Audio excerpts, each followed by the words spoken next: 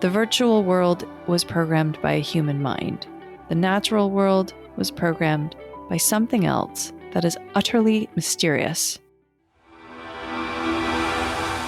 I'm Heather Grzych, and this is the Wisdom of the Body podcast. This podcast explores the idea of body intelligence as the real key to learning the knowledge of life, or what we call Ayurveda in the ancient language of Sanskrit. We do that by connecting with today's creative leaders and experts who will help you listen to your body, trust your gut, and live in deeper harmony with nature. Come join me as we unlock the golden door to clear, direct perception and become very deep listeners. You can find the Wisdom of the Body podcast on Apple, Spotify, and Stitcher. You can also follow us by joining my email at heathergrzych.com or on Instagram at heathergrzych. I know you're going to love this podcast, so take a second right now to subscribe. Why do we think that transcendental poets loved going to nature? When we think of this word transcendental, what are they transcending? What's everyone trying to transcend? Well, they're trying to transcend their life. Okay, so what's their life? It's a collection of the routines that they have, the people that they hang around with, the food that they've been eating, the thoughts they have, the things they've been learning, the media they've been consuming, the work they've been doing. To want to transcend is an interesting thing. If you want this, it's a very delicate position to be in because it means that things aren't going so well right now. And this idea of transcending says, hey, I can get you out of all that. I can get you to this place where you don't have to think of any of that stuff. I can get you free of it. And one may want to transcend in moments of avoiding the routine and the mundane. And one may want to transcend in these moments where there's totally nothing bad going on, but you're just sort of caught up in your thoughts and can't let go of them. So we go to nature. It's really an amazing gift. Maybe it's a partner. It's a partner, but we're part of it. It's certainly a collaborative partner of humanity. All these trees, the plants, the birds, everything that's living without us doing anything about it. You know, it's responding according to the sun, moving with the wind and with the temperature changes. And yet, here we are as humans with these much more complex human systems that we've built, these machine systems that we've built, and inventions and lots of mind chatter associated with that. As we develop and manifest objects, the mental chatter can increase because with each object there becomes a word because we have to call it something. It's a thing, and then we have this concept and this image in our mind. And we know that when we hear our minds chatter, like when we stop to meditate or we go to bed at night or those quiet moments when you really notice your mental chatter, when you notice your mental chatter, you're going to hear words. It's in words. So when you learn a new language, your chatter actually will come in different languages, just similar to how your dreams will start coming in different languages. So objects, things in the world in manifest form, have words. So as we invent more things, as we create more things, there are more words. So when we're transcending, coming back to this question of what is it that we are transcending? Well, you're going to want to transcend more if you're not able to rest with how your life is going, or if you're afraid, or if you're in pain or stuck.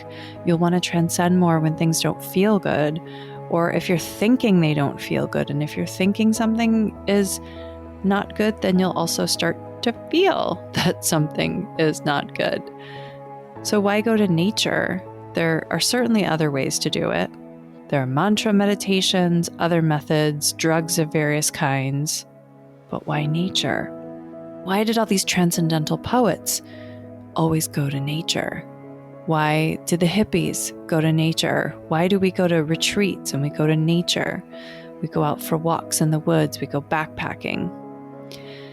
So what I've found going to nature is that when I look at a plant, I can't think of anything in the man-made world, because to me, the plant is not of that world.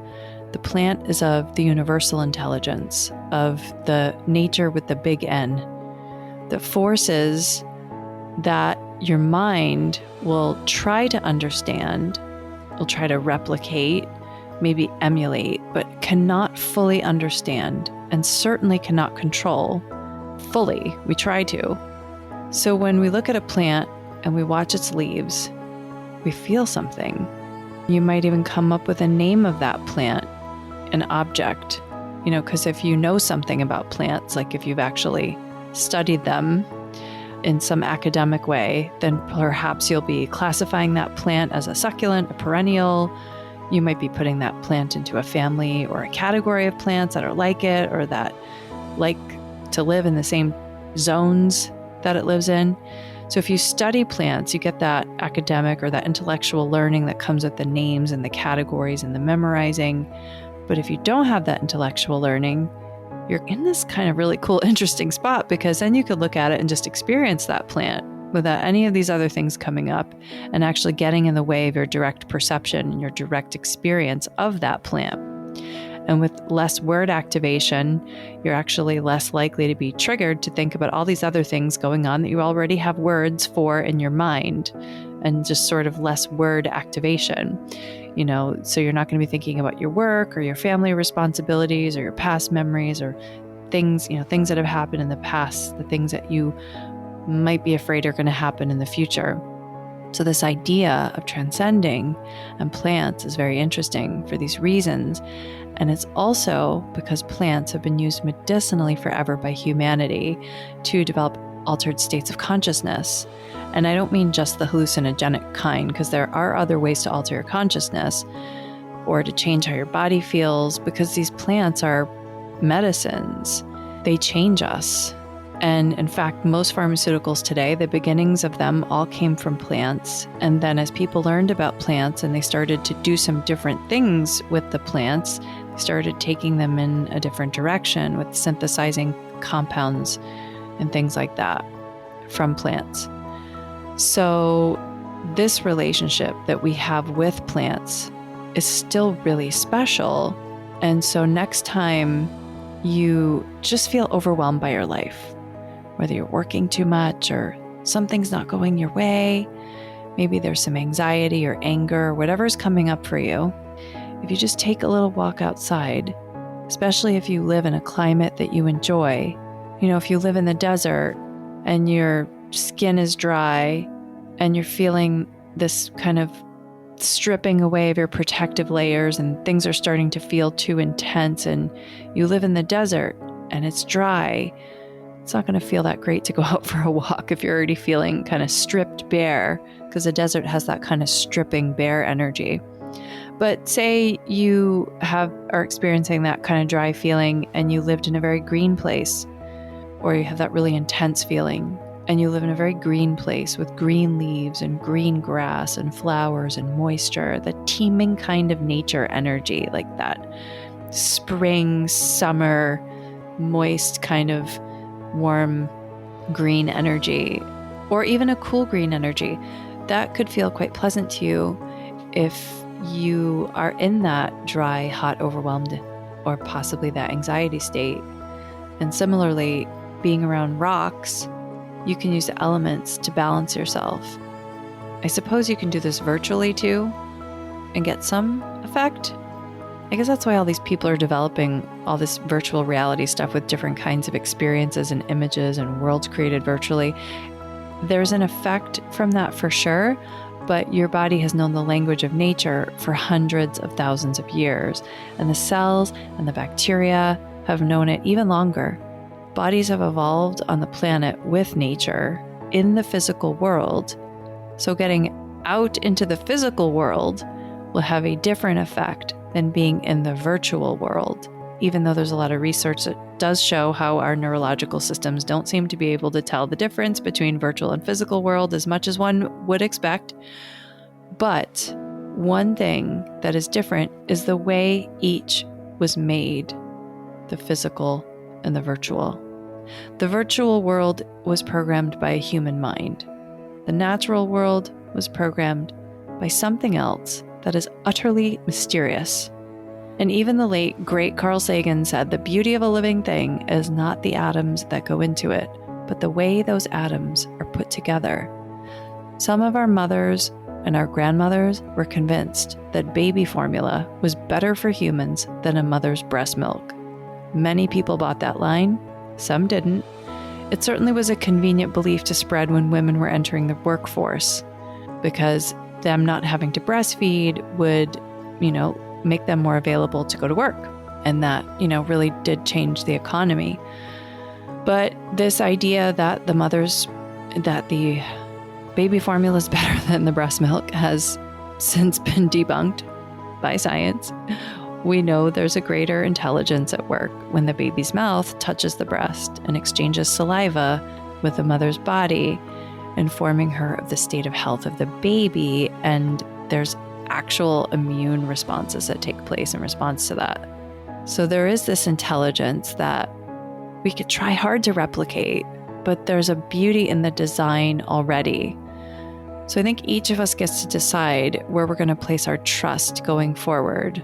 Only in humans, in the modern day heroes of science and invention and imagination, or in nature too, because I don't know that it needs to be an either or, and it probably doesn't make sense at this point in time where we're at as a society. But can it be also in nature, this trust, or is that too boring? The wise elders sit and watch and probably quietly laugh and even cringe inside because they know that you could never convince a person of the truth. They have to see it. A young person says, "I need to go out and do things my way." A jaded, experienced adult becomes sick of all the traps he finds himself in and says, "I need to transcend this frustrating reality." And Mother Nature, like any good mother, is waiting there with open arms to receive his penance and bestow upon him the gifts once again. That kind of forgiveness is enough to be worshipped, is it not? But I don't think Mother Nature is expecting anything. She's just being herself, giving, supporting, responding to temperature and light and wind and rain, creating, destroying, rebuilding, regenerating, teaming, going through her cycles. So keep a plant in your house. Keep 2. Keep more. To remind you of this power of Mother Nature, notice the plants in the street. Notice the plants that grow out of the cracks in the sidewalk. Keep your focus there. In these tiny moments of noticing nature, and transcendence will become less necessary. Life will become a dance with nature rather than an escape to one.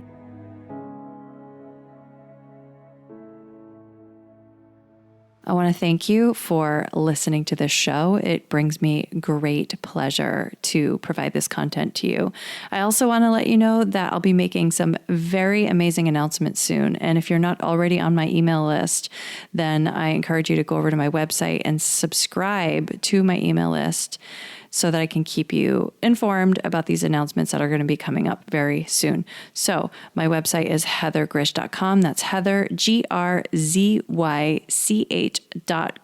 And I look forward to getting these important announcements to you very soon and connecting. Thank you for tuning in and dropping in with us today. Don't forget to subscribe, rate, and review this podcast. I really want to hear your feedback. To learn more about my work, visit heathergrzych.com. That's Heather, GRZYCH.com. And meet me here next time on The Wisdom of the Body.